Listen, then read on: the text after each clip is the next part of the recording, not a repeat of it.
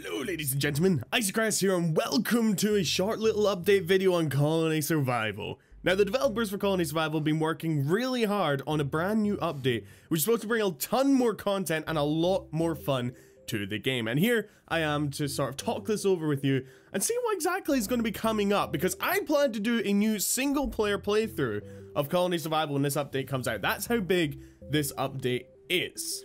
Starting off, they have actually made a bunch of new guards. Now, they've broken them up into two shifts, which is really interesting. The new updates are going to feature daytime guards and nighttime guards because daytime monsters no longer die in the sunlight. Now, the most interesting thing about this is they've actually brought in 4 kinds of guards. If you remember before, there were only bowmen. No, now there are slingers, bows, crossbowmen, and matchlocks. And these different variety of guards all have different variety of abilities and how good they are at doing what they do.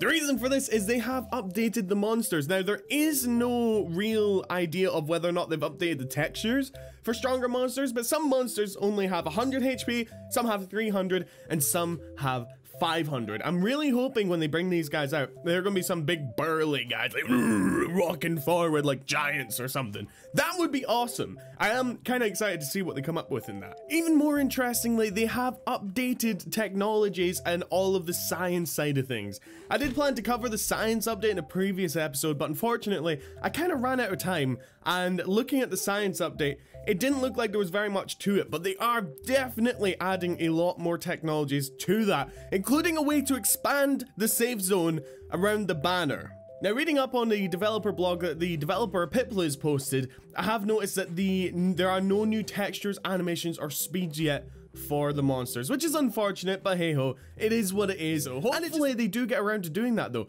I feel like this game would really benefit from having large variety of different kinds of enemies. Sort of similar to how, if you remember, the game Kingdom had. Although Kingdom was a 2D game, this is a 3D game, but I think it'd be awesome, you know? So that's basically where this game is going to lie for now. I am really excited to start a new single player let's play. It's going to be more of a medieval castle-y kind of thing, not the way I've been doing it before with the dirt forts and the dwarven kingdoms and all that. I think I'm just going to settle with making one big castle and have everything combined into that. I'm thinking medieval, I don't know, probably 1600 style. Should be pretty awesome. So if you guys are excited for that, definitely leave a like and comment on the video and let me know what sort of things you want to see me build and what sort of things you want to see me do in the new updates. I'm not going to be racing to thousands of colonists, but I'm definitely going to be pushing to see how far we can break the game again. In the meantime, however, I'm going to go ahead and hop into game now and see what we can do. Alright, that's us in game now, and it's a little bit laggy, as always, because, well, this does happen to be one of the biggest saves I've ever made in any game, honestly. I'd say this is probably one of the biggest. And I've got here with me a couple of complaints and / things that people wanted me to do in the last episode. First among those is someone told me that I should actually have some guards next to the king in the castle. Now, unfortunately, I did take these notes ages ago and I can't actually find the comment. So if you are the source of this comment, then definitely leave a comment down below and let me know so I can credit you in the comments, or maybe pin your comment if you are one of these guys. But yes, I was informed that the king should not be left unguarded. You know what? I agree with you. Kings should not be left unguarded in their castle. You never know when a peasant revolt might take place. So that's them now coming in. Hopefully this king will be safe now. Now, someone else also pointed out the fact that this tree is somehow a badass and is actually growing in stone. Which, you know, is a very good point. I'm gonna real quick here just swap some of this dirt, some of the stone out for dirt, which should hopefully make it a little bit more realistic, at least to some degree. Having said that, actually, you know what, I think grass will be a little bit more, I don't know, nice looking, I guess would be the word, so let's get that done. Simply digging away. This is what this game mostly was for me, by the way, just digging out a ton of stuff, so I hope you guys are enjoying this, by the way. I don't know, when the new update was announced, I was looking at it kind of critically. I was like, okay, you know what, maybe I could continue my multiplayer series on that, but then I suddenly had an epiphany the other night that told me, this is a big update.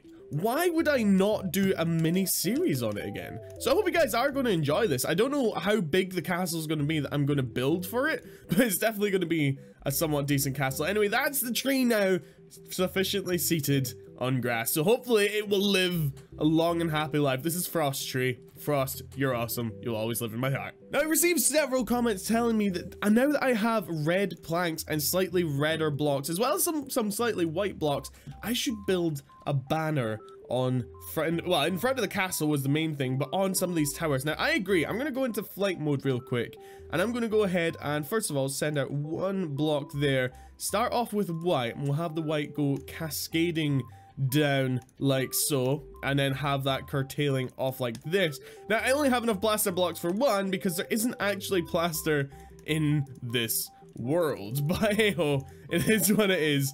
We're gonna have a single banner just draping down here like so, like that, and yeah, it requires a little bit of texture, I think. So let's go ahead and do it like this. Maybe have the red going up here so it kind of seals the dealio like that. Maybe have the red tailing down here as well. I don't know. I'm just kind of working it out there. There we go. That looks all right.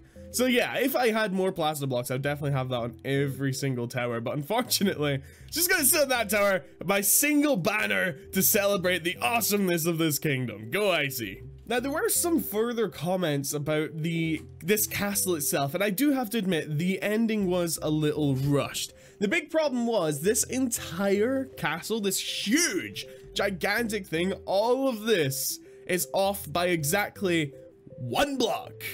One freaking block that I only noticed when it came to the very end. This entire roof is off by a single block, and a lot of you didn't notice this, but those of you that did, the very astute observers, will notice that inside this is definitely off. There's absolutely nothing I can do about it without deconstructing the entire castle, and you can see I kind of tried to cover it up and make it work, and it did somewhat work. But yeah, you guys who noticed that, you're all freaking geniuses. I thought maybe I'd covered it up just enough so that nobody would notice, but hey oh, it is what it is. Yes, I noticed the ceiling trim is off, and yes, I noticed that the roof was a little bit lopsided and kind of thrown on here. I wanted to go for a more fancy design for the roof, but I just couldn't think what to do. It was so difficult, so I just came up with this very simple little design here. Hopefully that was good enough for you.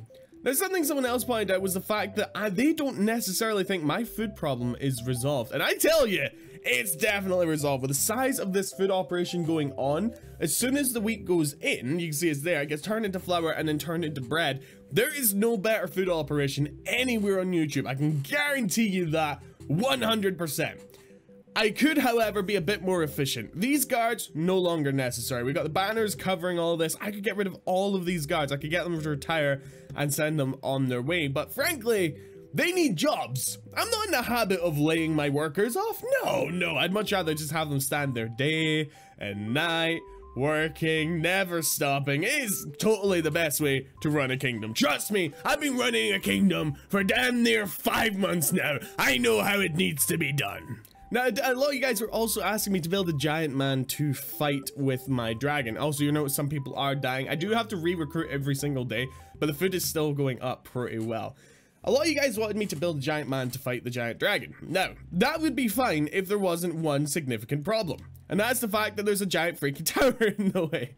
I'm really proud of my tower, okay? This tower is, try to be careful and avoid the zombies. Luckily, the AI is still a little broken because I had to turn it down so it wouldn't crash my game when I started up. But this tower took me forever to build, and it's not just standing here. This is a testament to the evil in this world. Not even Dragon's Breath could take this tower down, although it is pretty close to taking it down, to be fair. I do need to be careful somewhat when climbing up these stairs.